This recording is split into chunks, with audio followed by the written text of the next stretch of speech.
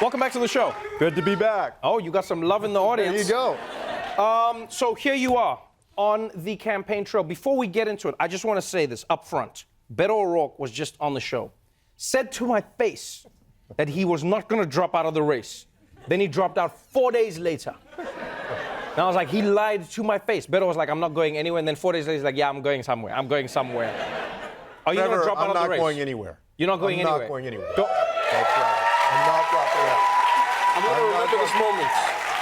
We just met our fundraising goal that we said we need to meet by the end of October to stay in the race, and so we're working hard on the race. Okay. I'm going to hold you to it. Either that or I'm going to say that you were the curse if I do end up dropping out. You're the curse. I'll take it. Welcome back to the show. Next time I'm going to go Colbert or something else. The race has become an interesting contest, to say the least. You know, you have more Democrats running than ever before. You have a field that likes each other, but then there are a few fractions within the party that have started to show, you know, there's the old versus the young, there's the ultra-progressive versus the more moderates. You have, in many ways, seemed to be aligned with many of the policies in and around Elizabeth Warren. She said she's loved your policies. You've said you've loved her policies. What do you think it is about the two of you that has stirred up this romance in and around policy? It's a policy romance. That's what it is. Yeah, she's got a great team over there, and she's fantastic. Yeah, I mean, I think she's done a very impressive job on the campaign trail. I mean, if you look at where she was earlier in the year and you look at where she is now, in many ways, the front runner, I've told her, you know, I think right now she's doing a fantastic job of fusing her biography. People need to know who you are and why you're running with her policies. Right. And I've told her that. I mean, she's doing a great job at storytelling with a purpose. And, you know, so kudos to her for what she's up to. Many people have said that is what you have in many ways, is you have a story and a purpose as well.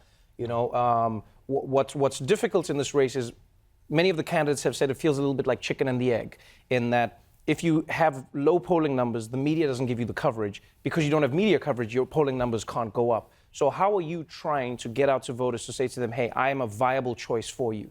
Yeah, well, I mean, also, you had several of these folks from D.C. that started off by transferring millions of dollars into their presidential campaign bank account, right? Right. And also, you notice that a lot of the media focus on people who are in power in D.C. That's the way it works. It revolves around D.C., and so there's a gravitation toward that. I think you start off with an advantage. Even though I have some of the most relevant experience in this race, I was a big city mayor and a cabinet secretary, I have executive experience, I was starting from scratch. You know, I obviously hadn't run for president before, hadn't run for governor or senator. But since then, it's been a process basically of catching up. And I hope folks have been noticing that our campaign has been very different from most of the other campaigns. In what ways? I've been bold, I've been fearless. I wasn't afraid to tackle the issue of immigration in April before anybody else was talking about that. You had a lot of people backtracking, being afraid of taking on Trump on immigration. Right. I knew that a lot of people would think, hey, you know, if you release an immigration plan, people are going to think you're the brown guy doing brown things. But I said, no, I mean, this guy thinks that he's going to win on this issue. And the way to face a bully is not to back up, but to actually present a strong, compelling vision of your own for the future. That's what I did on police reform. You know? Well, before you move on, though, that is an interesting point that you bring up, because what you said at the debates became a talking point that has followed the Democrats now. And that was, you said you want to decriminalize illegal border crossings. Now, it is a very confusing term, because some people think that means crossing the border into America illegally means you could just come into America. But that's not what it is. That's not what. So what does it mean for those who don't understand the term? What it means is we would go back to the way that we used to treat somebody crossing the border without permission, which is that it would be a civil offense, so there would still be accountability, but we would remove this misdemeanor that Trump has weaponized to separate migrant parents, incarcerate them, separate them from their children. So, you know, this law that he's using to do this, that he's weaponizing, Section 1325 of the Immigration Nationality Act, it was in effect from like 1929 to just after 9/11, but it wasn't enforced by Republicans, by Democrats, and then after 9/11, and especially with Trump, it got weaponized. We don't need it. We can still have border security, but treat people with common sense and compassion instead of this damn cruelty that this guy or a future administration might want to use. Has it been a bit frustrating for you? Has it been a bit frustrating for you at times being asked questions about Hispanic voters, where people oftentimes automatically assume that Hispanic means illegal immigrant or undocumented worker? Or it seems like there is this implied notion in America. As soon as people say the Hispanic votes, and then people go like, oh, that means undocumented, or that means people who are DACA dreamers, etc. Has it been hard to explain to people that it's not a homogenous group? I mean, there's more than enough, I think, bullshit to go around when it comes to this. They talk about, you're right. There's a one-dimensional view of a lot of the Latino community. Yes. And a lot of people, when they think of the Latino community, they think that you just got here 5 minutes ago. Right. My grandmother that I grew up with got here in 1922. Also, when people think about or talk about the working class, they always say the white working class. Right. But what about the black working class, the Latino working class, the Native working class, the Asian American working class? By implication, there's this sense that if we're talking about people who have to work for a living or working for a living, that it does, it only includes the white working class. And so there's, more than enough in our political talk that points people in bad directions and making assumptions. What I've tried to do is just bust through all of that, and not be afraid to take all that on. Do you think that some of the front runners in this race and some of your peers have made the mistake of focusing only on those voters? Because people speak about them, they'll go like in Pennsylvania, they'll go like in Wisconsin, we've got the white working class voter, we have to win back. And some say that there is a risk of alienating Black and Latino working class voters who go, well, what about me? Do you think the party has maybe gone too far in one direction? I mean, I think we have to do both of those things, right? And that's what I've been trying to do. I mean, I think that my campaign has spoken to issues of economic opportunity and also racial and social justice and fuse those better than any other campaign, right? Because we do have to go into Michigan, Wisconsin, and Pennsylvania, but remember, those are states that have rural components that are mostly white. They also have Detroit and Milwaukee and Philadelphia that are urban and very diverse. Right. So we have to be able to do both of those things, not even to talk about places like Florida that are 29 electoral votes, that if we won there, it would give us some room or win the election in and of itself, or my home state of Texas that is very urban and also very rural. So we need a candidate that can do both of those things, and I know that I can do both of those things. Energize that Obama coalition that he put together in 2008, supercharge that, bring people off the sidelines and into the voting booths. But I think that you're going to have to break through by being bold and fearless, and that's what I've tried to do.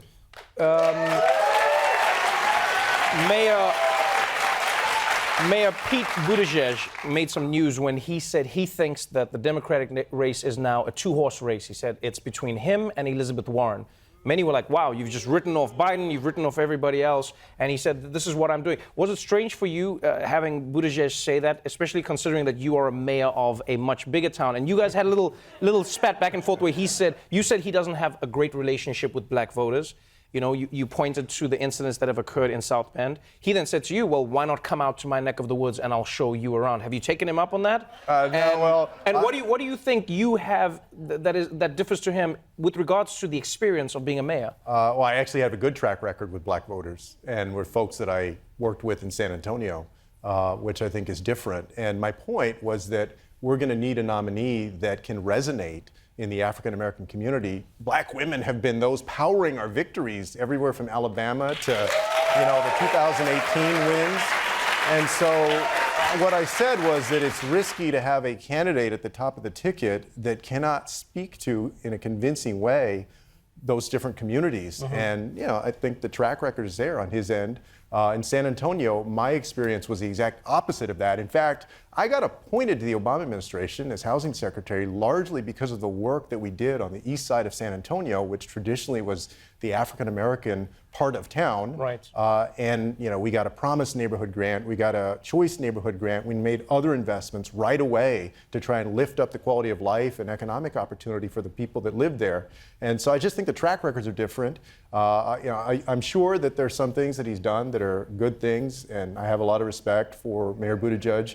But I do think that our experience level is different. I don't need to go see South Bend. I saw 100 different cities when I was HUD secretary, right. And I was mayor of a city that's 14 times larger than South Bend. In fact, we could almost fit South Bend in our Alamo Dome in San Antonio. Right? So, Let me ask you this. You have stood out in the field for many reasons, but one in particular, and that has been that you haven't been afraid to come at your Democratic rivals in this race in a friendly way, but you haven't been afraid. With Buttigieg, you've not been afraid to say, hey, you don't have a good track record with black voters and you don't have a good relationship with them. The polls are showing that.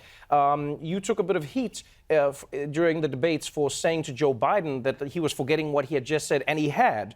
And people said no. They were like, Julian, we felt like that was disrespectful. You know that people are saying Biden's mind is slipping. Why would you say on the debate stage that he's just forgot something that he clearly forgot that he said?